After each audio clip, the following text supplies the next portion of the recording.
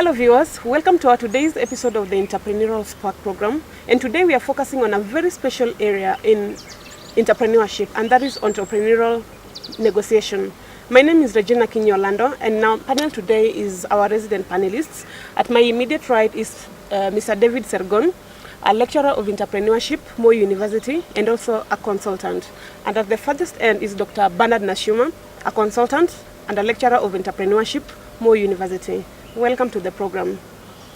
Gentlemen, it's a pleasure having you around today. And just to start us off, what's entrepreneurial negotiation and why is it important in our day-to-day lives? Thank you, Regina. We can say that negotiation is a very important aspect of human activity.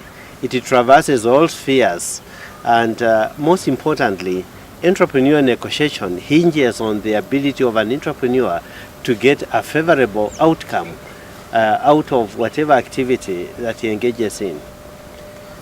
Even in the family setup, we can say generally people negotiate, and the outcome of a negotiation is basically a compromise. And when you get a compromise, and especially when it is a win-win situation, you find that all parties are happy. If we reflect on the Kenyan situation currently in the Hague, you find that the Kenyan delegation is basically negotiating. They are trying to attract supporters so that they can reach the position they deem to be best fit for their needs. If we go further to look at the importance of negotiation, you can be able to resolve conflicts in entrepreneurial perspectives. You can be able to beat your competitors. You can also be able to reach an acceptable, agreeable solution in the process. And many times you find that once you have gone through the negotiation process, everybody participating in the process is indeed very happy of the outcome. Mr. Sargon, and from what he has explained, who are the partners in a negotiation process? Thank you, Regina. The negotiating partners in an entrepreneurial perspective are drawn from various cadres of individuals. But more importantly is that an entrepreneur is at the fulcrum of all those partners. Now the first one is the customers. More often than not, you'll find an entrepreneur is trying to sell his product, and therefore there is a lot of negotiation with regard to the price, with regard to the required standards of the product, the design and the rest. So you'll find the entrepreneur will be fully engaged with the client or even the potential client on a product that he is supposed to sell. Secondly, the entrepreneur also has to negotiate with the employees. Remember, once you have your business, you will have to really elicit the support of other people to work with you, and these are the employees. It could be through maybe negotiating for salaries, negotiating for maybe working conditions, negotiating for other aspects within the work environment. So employees are also another partner whom you need to really negotiate. Another party that you negotiate with other institutional bodies. For example, you need to negotiate with maybe government, regulatory bodies. You need to negotiate maybe with trade unions. If your employees belong to a certain trade union, sometimes they may be demanding some salary increment or any other terms and conditions that they require. So you must negotiate with them. But more importantly also is that an entrepreneur will have to really procure inputs. So when you're procuring inputs from the suppliers, there is need to negotiate for the best prices so that when you convert this particular input into a final product, then it will be very, very competitive in terms of price. So you'll find the entrepreneur will be focused on how to really deal with the supplier in terms of how that the final product will really be given to them. And finally, I think the public is also an interested party in this negotiation. At times you want to set up maybe a plan somewhere and you realize that that particular plan may have some certain impact on the community. So you need to really negotiate with them to win their support Otherwise, if there is no support maybe from the community, they are likely to really fight you. Sure. So generally, when we talk about negotiation, as my colleague has put it, we are attempting to really, and both of us have maybe antagonistic positions, but what we are trying to do is to break that particular gap so that we have a consensus at the end of the day. And Dr. Nashuma, are there rules to be followed in a process of negotiation, or anyone can just wake up from anywhere, let's say the negotiator and the negotiating, and they come to a table? Are there rules that should be guiding the two? Negotiation is a game, and therefore one requires strategies and tactics to be able to get through. And those strategies and tactics are guided by rules. If you know the rules of the game, you can win the game. These rules are extremely important to any entrepreneurial networking process, and there are quite a number of them. For example, do not negotiate. That's the best rule. You can just settle, agree, and go ahead. The second rule is that you should not negotiate with yourself. What we mean by negotiating with yourself, you look at a situation and become sympathetic to the other party. You begin to give concessions before you are asked to give concessions. That way you are negotiating with yourself, and you definitely not get a favorable outcome. The third rule is essentially accepting the first offer. You should never accept the first offer because you are perceived to be easy, to be cheap, and therefore the other party will start thinking should have asked for something much more. When you are telling us, the viewers, that you are they're not supposed to accept the first offer, and in a negotiation, for example, in organizations, maybe somebody may come with the first offer and then the other one comes with another offer, and maybe the first one is better than the second one. So what happens in such an instance? I have just said that you should never accept the first offer for a simple reason. Generally, parties in a negotiation, they are checking, they are testing out, and each party wants to get a favorable position. In entrepreneurship, we know it is creation of value, and the essence of creation of value is for purposes of gain. Now, you are not going to gain if you just accept things. And people want that engagement, that form of networking in the process. And therefore, if you just accept the first offer, it will be construed that probably the proposer didn't really think well, and regrets can come in that process. Okay. So you should create some room so that you find an acceptable position to all parties. Apart from not accepting the first offer, you should never make the first offer.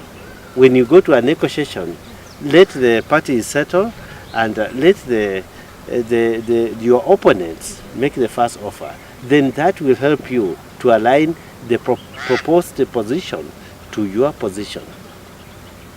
Again, we find that when you get to negotiation, don't accept free gifts. That's buying you out, because you'll basically be intimidated, and you start feeling that really you do not deserve the position. In negotiation, again, you find that sometimes the parties can delay unnecessarily for you to give up, and you should watch out for that. Maybe if we look at the negotiations that are going on in the Netherlands between Kenya and the ASAP countries, you find that they are delaying and making counter proposals that really may not be realized within the time frame of the end of the conference. And that means that they are actually outwitting the opponents in the negotiation process. So you should watch out very carefully when somebody tries to delay the decision making and introduce new things. You should smell a rat. Mr. Sargon, which are the styles and types in which negotiation manifests? When we talk about the types and styles of negotiation, let's begin with the types. There are two main types of negotiation. We have what we call hard negotiation and soft negotiation. Soft negotiation is where the parties are actually operating in a friendly perspective, where you don't want really to severe links at the end of the day. So you do it with some sense of responsibility focused on how you reach a consensus, which is actually long-lasting. But in hard negotiation, you'll find that our focus will be to deal with the opponent and win. It's like a win-lose situation, where we are talking about distributive negotiation, so that if I win, you lose. So it's not more friendly. In fact, they talk about red behavior when you're talking about the hard negotiation. where you are not willing to compromise. You want to have your position succeed at the end of the day. But for the soft one, we are dealing with a situation where we want to really build bridges for future. But when we talk about the styles of negotiation, there are quite a number, about 4. We have the win-lose, where one party will win, another party will lose. So if you are negotiating, say something like for the teachers, for example, it's more of a win-lose. The government seems to have won because the teachers were not given anything. But the most important one is what we call win-win, where the 2 parties they succeed. And win-win is always good because there is some contention from the negotiator and the negotiatee at the end of the day. So we, as entrepreneurs, we want a situation where if you are dealing with a client, it must be a win-win, where maybe the client is demanding maybe a certain price and you are demanding a certain price. So if you can compromise such that each party feels fulfilled in terms of the negotiation, then that would be win-win. Another style is where you can avoid. If you feel like somebody is offering you maybe a certain deal which you don't feel like, what you need to do is you avoid it. Just change the subject or just move away. That one is perhaps you are buying time for the other party to really think about the kind of offer you're given. Maybe you may notice that the offer is given is not really quite good, so he'll think through later on. But the other one is accommodating. In accommodating, this is where at times you feel like you have to concede.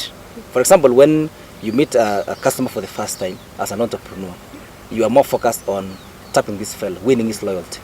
So even if he's offering you maybe not a very poor rate in terms of maybe price, you may choose to accommodate him so that you will allow him to continue buying from you. Sure. Unlike a situation where you become hard and you lose him. So at times you may compromise the price, you give even at the buying price to at least maybe attract that particular person. So most entrepreneurs should really use their intelligence to tell which kind of style they're going to adopt when we are dealing with a client. Of course, there are some other clients who are offering maybe some rates which are not really realistic. So at times what you need to do is to release that person in a very courteous manner. Don't just dismiss him, just leave. No, just be courteous, because he'll go maybe do some with the shopping elsewhere, and if he feels that your price was the best, he'll come back. Yeah. And I want to take you back to the types. You talked of the hard and soft negotiation types. In the contemporary society, where do we find these types of negotiations in the real world now? Examples? In the real life examples, they are everywhere, by the way. They are in business, they are in social, even when you go for an engagement where people are quoting each other, there is hard and soft. They'll tell you once this amount goes out, daughter has been educated. So you'll find that you are fixed at a corner, you are told, can you retreat, go and discuss all this. So basically, we are not really say that the hard type is within the province of this. It's actually something which cuts across the entire, and of course, as an entrepreneur, you'll always find them at different perspectives. There are those that you think if you don't win this deal, you'll be doomed. So you'll have to use the hard strategy. But there are those that you feel this person can help you in future, so you don't want to burn bridges. So what you do is you apply the soft. But both of them are nice strategies for at least maybe achieving the objective. So it depends on your goal at the end of the day. Thank you so much for that clarification. Dr. Nashuma, are there unique characteristics to be embraced by negotiators? Yes. Of course, we said negotiation is about strategy. It is about tactics. And whenever you are engaged in any negotiation process, you need to be very keen, you need to be observant to see how the other party is reacting in the process. For example, if a party avoids eye contact, you just know this one is not confident. And you can push down, you can even adopt the hard negotiation strategy to push down whatever idea that you have got. At times you may be negotiating in an entrepreneurial process and you find somebody is having excessive eye contact, staring at you. You are not in a staring competition, but the essence is to bully you, to break you down, to accept as quickly as possible. Other times you find somebody has a pen like this and is busy fiddling with it and so forth. That is an indicator of lack of confidence. And if you are in a negotiating situation, you use hard negotiation strategy because this is already a weakling and you don't need to waste your time. Another times you find that negotiators could have their arms, they keep on crossing their arms and their legs. That is a sign of lack of confidence. And as a negotiator, you take advantage. I said negotiation is about strategy. So when you discover weaknesses in the other party, you take advantage of that.